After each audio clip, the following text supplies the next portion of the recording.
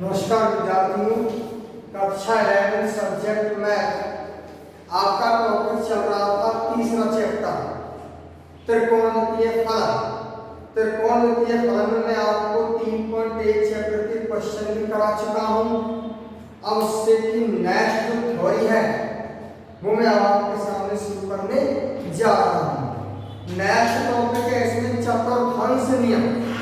कौन सा नियम बेटा? चतुर्थांश नियम। चतुर्थांश नियम से पहले मैं कुछ चीज आपको बता दूं। आकृतियां दो प्रकार की होती हैं, एक 2D आकृति और एक 3D आकृति। एक तो होता है 2 डायमेंशनल और एक होता है 3 डायमेंशनल। 2 डायमेंशनल कहते हैं द्विघनीय निर्देशांक ज्यामिति। 3 डायमेंशनल का अर्थ है त्रिघनीय निर्देशांक ज्यामिति। द्विघनीय निर्देशांक ज्यामिति में क्या होता है?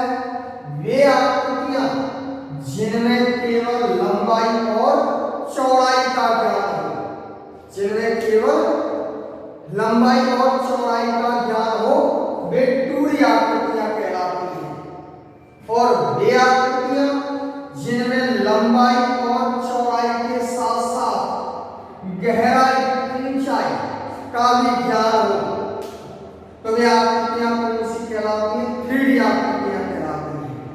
ठीक, तो द्विघनीय निर्देशांक ज्यामिति में कितने अक्ष होते हैं? 2 अक्ष होते हैं। कितने अक्ष होते हैं बेटा?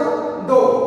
2 डायमेंशनल वे आकृतियां जिनमें लंबाई और चौड़ाई का ज्ञान हो, 2D आकृतियां कहलाती हैं। और ये आकृतियां हमेशा कहां पर बनती हैं? तल पर, समतल पर, तल पर। तो तल पर बनने वाली आकृतियों को क्या कहते हैं? 2D आकृतियां कहते हैं, है ना। तो 2 डायमेंशनल में कितने अक्ष होते हैं? 2 अक्ष होते हैं, एक x को x डैश और y को y डैश।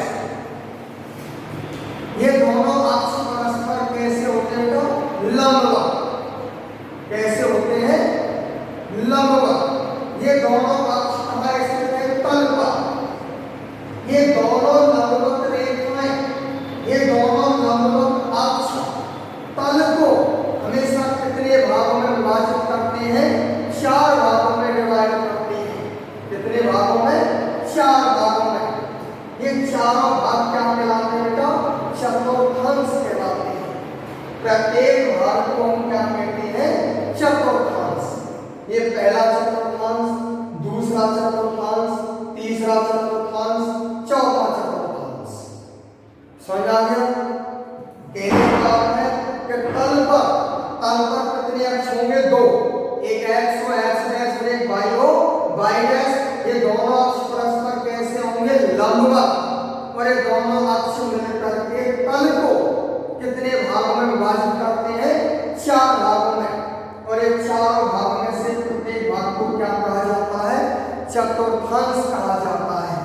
ठीक, अब आ जाओ 3 डायमेंशनल त्रिघनीय निर्देशांक ज्यामिति। त्रिघनीय निर्देशांक ज्यामिति में लंबाई और चौड़ाई के साथ साथ गहराई ऊंचाई का भी ज्ञान हो, तो वे कैसी आकृति कहलाती हैं? 3D आकृतियां कहलाती हैं। है गई? ये आकृतियां हमेशा कहां पर बनती हैं? अंतरिक्ष पर। कहां पर? अंतरिक्ष पर। यानी तल के साथ साथ, तल से ऊपर। तल तो हो गया लंबाई और चौड़ाई, तल तो सम्मिलित है ही। तल के साथ साथ ऊंचाई का भी ज्ञान हो, तो वे आकृतियां 3D आकृतियां कहलाती हैं। समझ आ गया? त्रिघनीय निर्देशांक ज्यामिति में कितने अक्ष होते हैं? 3 अक्ष होते हैं। कितने अक्ष होते हैं बेटा? 3 अक्ष। एक x अक्ष, एक y अक्ष और एक z अक्ष, है ना। x अक्ष, y, z, और ये हो गया आपका मूल बिंदु। ठीक, इस तरह x अक्ष, y अक्ष और ये है आपका z अक्ष। समझ आ गया? यानी कि लंबाई, चौड़ाई, ऊंचाई। कमरा देखा होगा आपने, कमरे में आप देखोगे x अक्ष, y अक्ष, z अक्ष। कोई सी कोई सा अक्ष आप मान सकते हैं। परंतु ये तीनों अक्ष परस्पर कैसे होते हैं? लंबवत। कैसे होते हैं? लंबवत। और ये तीनों अक्ष मिल करके अंतरिक्ष को कै भागों में विभाजित करते हैं? 8 भागों में विभाजित करते हैं। कितने भागों में बेटा? 8 भागों में विभाजित करते हैं, जिसमें प्रत्येक भाग को क्या कहा जाता है? अष्टांश कहा जाता है। क्या कहा जाता है? अष्टांश। इस तरह आप भाग किस तरह होंगे? देखो x o x डैश है ना, y o y डैश और z o z डैश। ठीक, कितने भागों में विभाजित किया? 8 भाग। कौन कौन से 8 भाग? 1 भाग, 2 भाग, 3, 4, 5, 6, 7, 8। कितने भाग हो गए? 8। और प्रत्येक भाग को क्या कहा जाता है? अष्टांश कहा जाता है। क्या कहा जाता है? अष्टांश। तो आपके सिलेबस में केवल कौन सी आकृतियां हैं? 2D आकृति, द्वैविमीय निर्देशांक ज्यामिति। द्वैविमीय निर्देशांक ज्यामिति में आप गौर करें अच्छी तरह। चतुर्थांश नियम। द्वैविमीय निर्देशांक ज्यामिति में कितने अक्ष होते हैं? 2 अक्ष होते हैं, एक x y x dash y dash और ये मूल बिंदु। ये दोनों अक्ष कहां पर स्थित है? तल पर। कहां पर स्थित है? तल पर। और ये तल को कितने भागों में विभाजित कर रहे हैं? 4 भागों में विभाजित करते हैं। प्रत्येक भाग को क्या कहा जाता है? चतुर्थांश कहा जाता है। ये पहला चतुर्थांश, ये दूसरा चतुर्थांश, ये तीसरा चतुर्थांश और ये चौथा चतुर्थांश। कितने चतुर्थांश होंगे? 4। ठीक, तो थोड़ी देर के लिए मैं अक्षों को हटा देता हूं। x अक्ष, y अक्ष, x डैश, y डैश और ये आपका मूल बिंदु। ठीक है बेटा, गौर करें, अच्छी तरह गौर करना। माना ये कोई प्रारंभिक किरण है। कौन सी किरण है? प्रारंभिक किरण है, जो कि तल पर स्थित है। कहां पर स्थित है? तल पर। और ये प्रारंभिक किरण कितने डिग्री के कोण पर विन्यासित है? 0 डिग्री के कोण पर विन्यासित है, तल पर स्थित है ना। अब इस प्रारंभिक किरण का क्या कराया जाए? घूर्णन, परिक्रमा। तो इस किरण का हम घूर्णन कितने प्रकार से करा सकते हैं? 2 प्रकार से। कितने प्रकार से कर सकते हैं बेटा? 2 प्रकार से कर सकते हैं, एक वामावर्त और एक दक्षिणावर्त। ठीक, बता चुका हूं 3.1 चैप्टर में। ये प्रारंभिक किरण है। ये प्रारंभिक किरण का ये जो शिरा बिंदु है एक स्थिर बिंदु है और ये बिंदु एक गतिमान बिंदु है। इस प्रारंभिक किरण का क्या कराया जा रहा है? घूर्णन। तो घूर्णन या तो वामावर्त दिशा में करा सकते हैं या फिर दक्षिणावर्त दिशा में। यदि किरण वामावर्त दिशा में घूर्णन करती है तो कोण हमेशा कैसा होता है? पॉजिटिव। कैसा होता है? पॉजिटिव। और यदि किरण दक्षिणावर्त दिशा में घूर्णन करती है तो कोण हमेशा कैसा होता है? नेगेटिव। समझ में आ गया? कैसा होता है? नेगेटिव। तो इस प्रारंभिक किरण का क्या कराया जा रहा है? घूर्णन।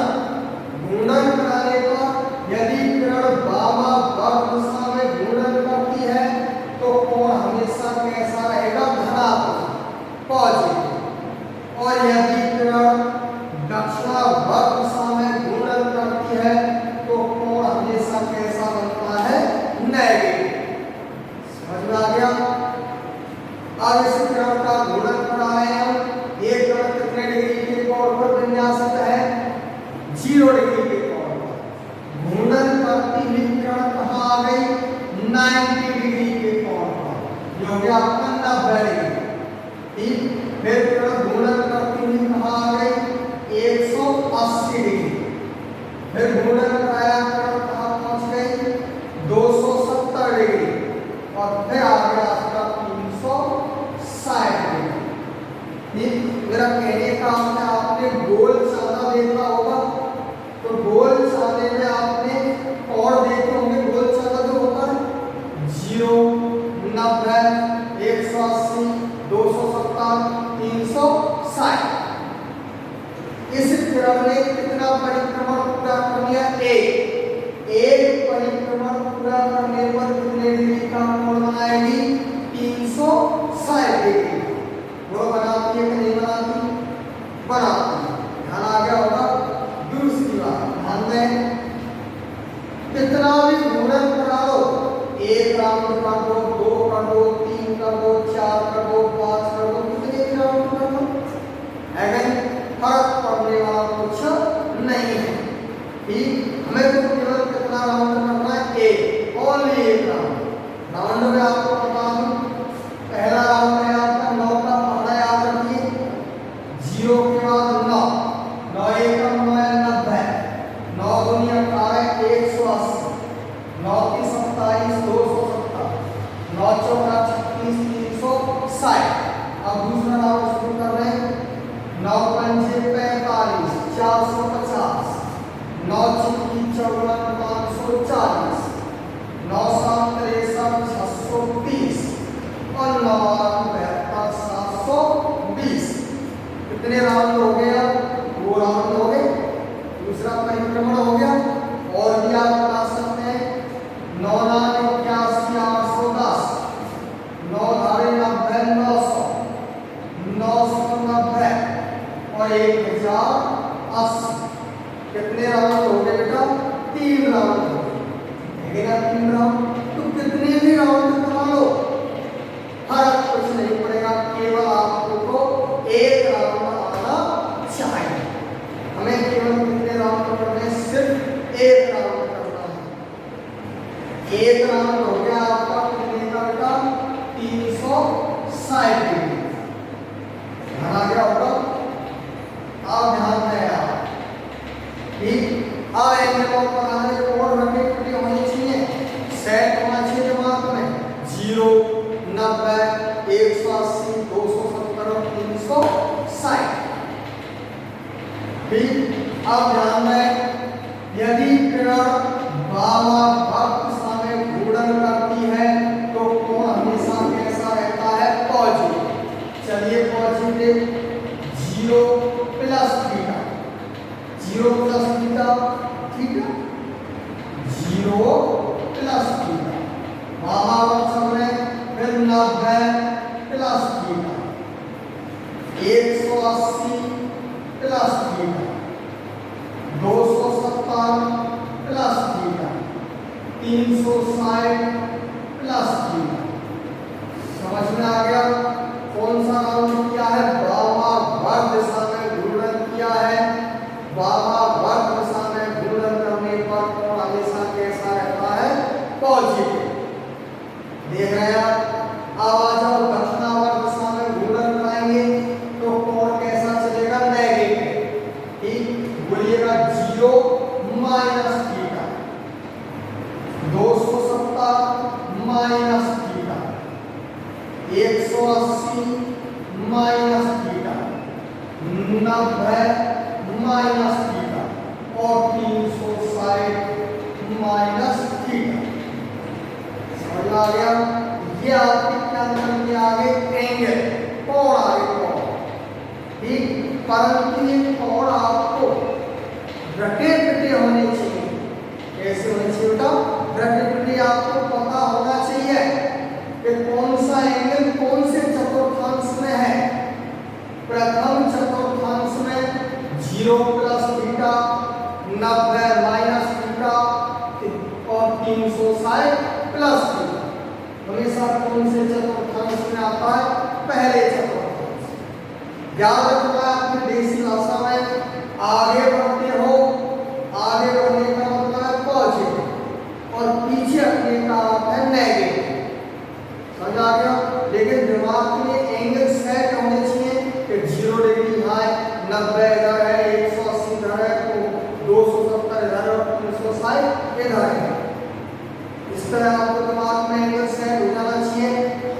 जैसे ही प्लस चिन्ह बोलता है तो सोई आगे बढ़ जाना है, माइनस चिन्ह बोलता है सोई पीछे हटना है। जैसे आपको पता है 90 ऊपर है ना, 90 आपसे कहते हैं 90 प्लस थीटा, 90 प्लस का चला गया दूसरे, 90 माइनस थीटा, माइनस बोल रहा है पीछे हटना है, ठीक से 180, तो 180 प्लस आगे बढ़ गया, तीसरे पाद में गया, 180 माइनस दूसरे पाद में आ गया, समझ में आ गया। ये इस तरह आपको दिमाग में सेट रखना है कि कौन सा एंगल कौन से पाद में, ठीक। दूसरे चतुर्थांश में क्या आता है 90 प्लस थीटा और 180 माइनस थीटा, ठीक। तीसरे चतुर्थांश में क्या आता है 180 प्लस थीटा और 270 माइनस थीटा, दक्षिणावर्त वामावर्त, समझ आ गया। चौथे पाद में क्या आता है 0 माइनस थीटा, 360 माइनस थीटा और 270 प्लस थीटा, समझ में आ गया, ठीक। ये हो गया आपका एंगल। अब इसके बाद आपको एक वर्ड याद रखना है, कौन सा वर्ड है A S T C, S over to कॉम। ये अपने अपने वर्ड है, आप कैसे भी याद रखिए ए एस टी सी। ए का अर्थ होता है ऑल पॉजिटिव, ऑल पॉजिटिव, सभी त्रिकोणमितीय अनुपात कैसे होते हैं धनात्मक। ध्यान में प्रथम चतुर्थांश में 0 प्लस थीटा, 360 प्लस थीटा और 90 माइनस थीटा के लिए सभी त्रिकोणमितीय फलन हमेशा कैसे होते हैं धनात्मक, कैसे होते हैं पॉजिटिव। सभी त्रिकोणमितीय कौन कौन से साइन, कॉस, टेन और सेक, कोसेक, ये सब कैसे होते हैं पॉजिटिव धनात्मक, ठीक। एस का अर्थ होता है साइन और साइन का उल्टा होता है कोसेक। ये दोनों हमेशा कैसे होते हैं पॉजिटिव, बाकी शेष नेगेटिव, शेष कैसे होंगे नेगेटिव, समझ में आएगा।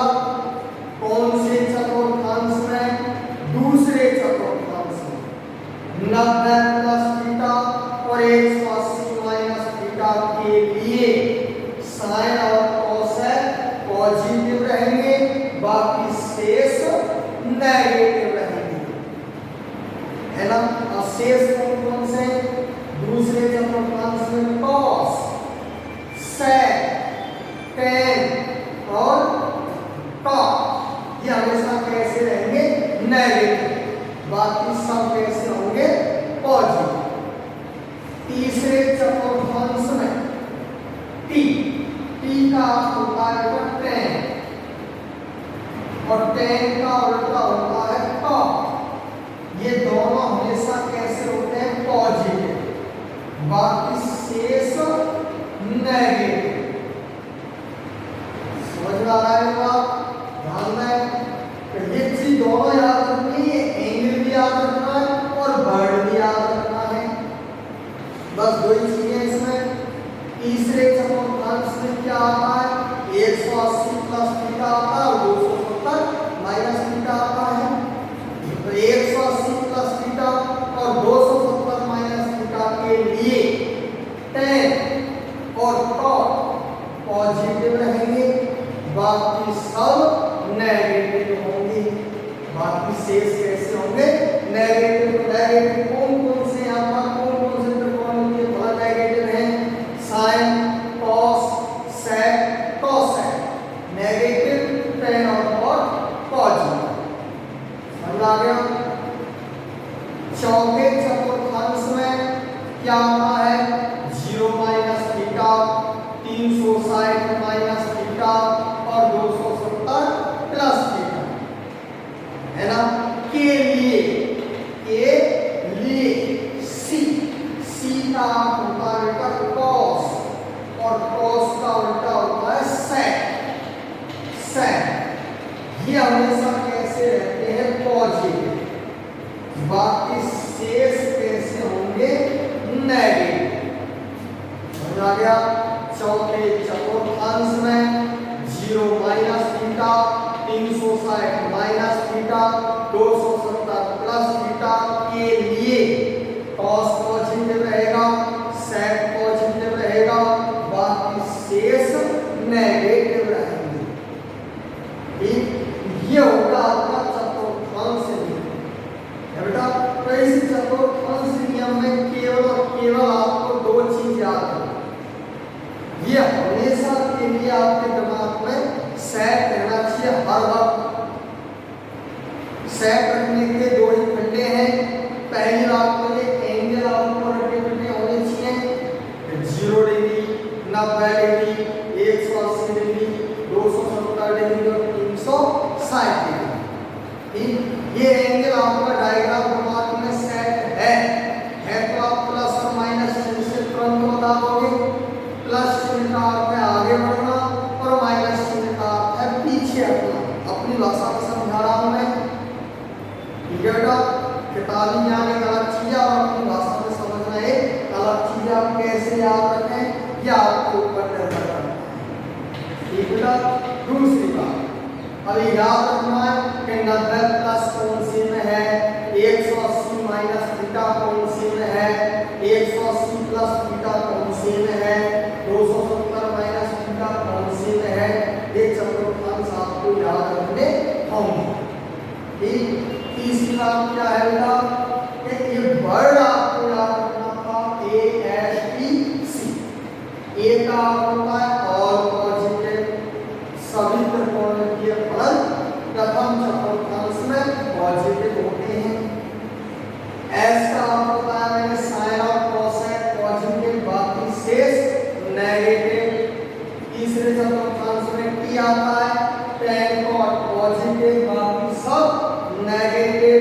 और सी का आता है चौथे चतुर्थांश में cos और sec पॉजिटिव, बाकी शेष नेगेटिव, ठीक।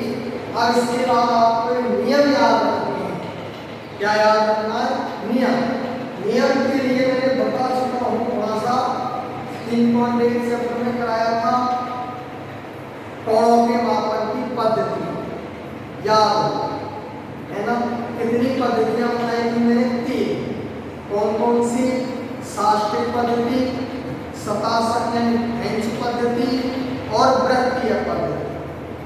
हेंज पद्धति हमारे यहाँ प्रचलन में नहीं है, केवल क्या पद्धति है 2, साष्टिक और वृत्तीय।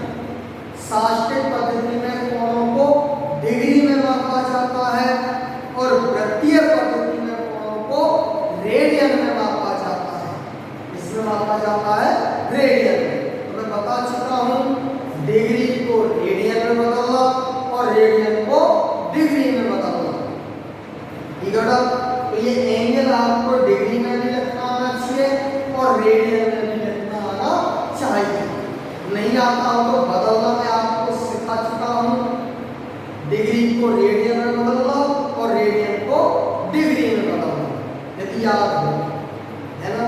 देखो रेडियन में लिख लो 0 डिग्री, 90 डिग्री को कहते हैं π/2 रेडियन, 180 को कहते हैं पाई रेडियन, 270 को कहते हैं 3π/2 रेडियन और 360 को कहते हैं 2π रेडियन, ठीक।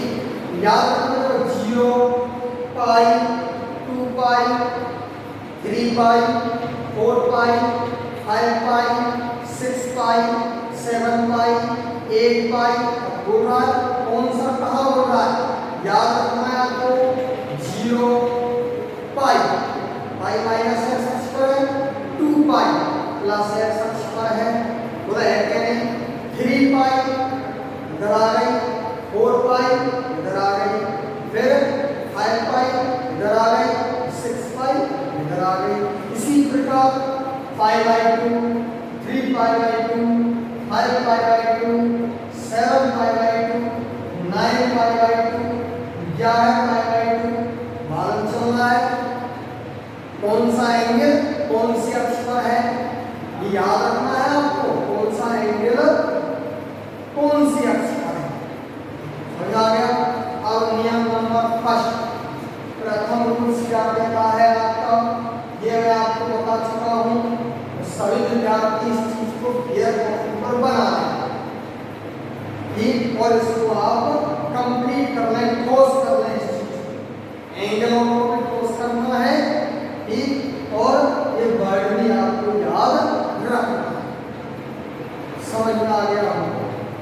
ठीक है, दिक्कत हो तो आप कमेंट्स लिख के भेज दें, मैं तुरंत करा दूंगा। दोबारा फिर समझाता हूँ, तो ये बहुत ज्यादा काम आएगा ये चीज 11th की नहीं 12th में भी, प्रत्येक चैप्टर में लगभग प्रत्येक टॉपिक में ये चीज आपको काम आएगी। तो इसलिए मैं कह रहा हूँ कि ये चतुर्थांश नियम हमेशा के लिए हर वक्त तैयार रहना चाहिए, दिमाग में सेट होना चाहिए। ठीक, पता नहीं कब काम कर जाए। इसके नियम में बता रहा हूँ आपको। नियम नंबर फर्स्ट, पहला नियम, प्रथम नियम क्या है? यदि किसी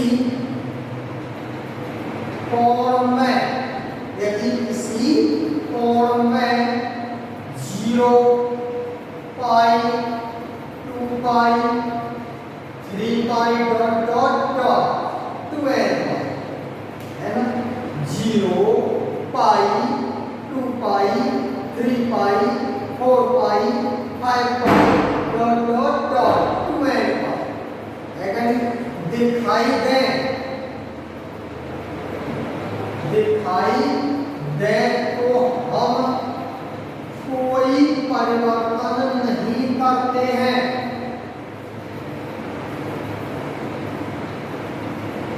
कोई परिवर्तन नहीं करते हैं, नो चेंज है क्या नहीं? परिवर्तन का अर्थ क्या है? साइन, साइन रहेगा, कॉस, कॉस रहेगा, टेन, टेन रहेगा, कॉट, कॉट रहेगा, सेक, सेक रहेगा, कोसेक, कोसेक।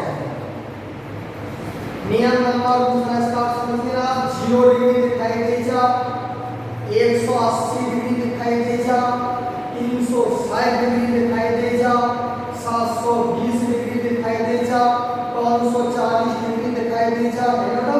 0, 180, 360, 540, 720 है ना, ये आपको दिखाई दे जा तो हमें कोई परिवर्तन नहीं करना है, नो चेंज। साइन लिखा हुआ है तो साइन साइन रहेगा, कॉस कॉस रहेगा, टेन टेन रहेगा, कॉट कॉट रहेगा, सेक सेक रहेगा, कोसेक कोसेक रहेगा। नियम नंबर दूसरा, यदि किसी कोण में, यदि किसी कोण में pi by 2, 3 pi by 2, 5 pi by 2, 7 pi by 2 dot dot dot, यानी कि 90 डिग्री, 270 डिग्री, 450 डिग्री और 630 डिग्री, इसी तरह dot dot dot. Pi by 2 कहते हैं 90 डिग्री, 3 पाई बाई 2 कहते हैं 270 डिग्री, 5 पाई बाई 2 को कहते हैं 450 डिग्री और 7 पाई बाई 2 को कहते हैं 630 डिग्री। ठीक, ये आपको दिखाई दे, दिखाई दे तो हम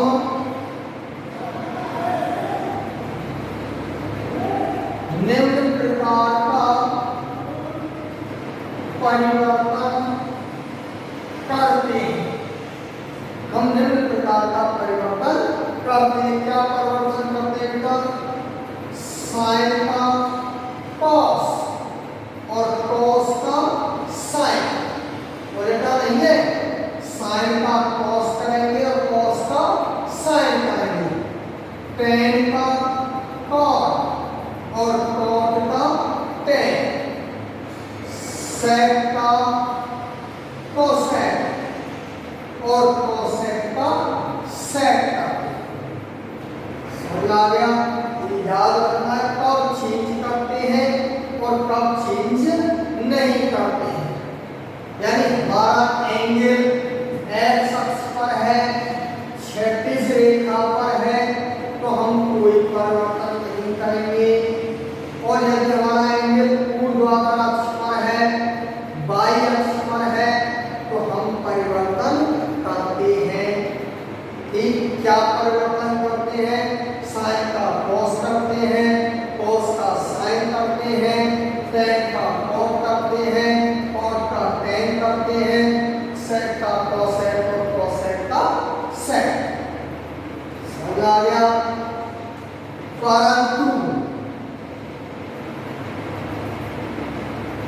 चिन्ह का निर्धारण कैसे करते हैं हम? चतुर्थांश नियम से करते हैं।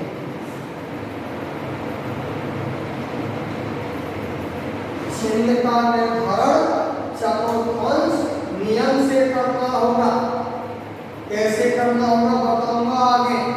लाभ उन चीजों को याद रखें। एक नियम नंबर 3 क्या है? जिंदगी में हमेशा याद रहे, यदि किसी कोण के साथ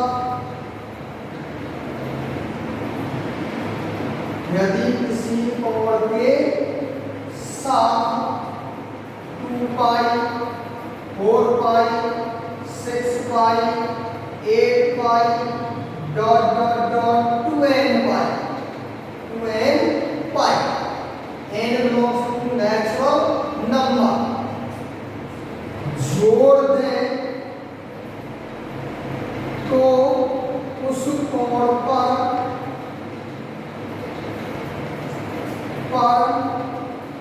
कोई फर्क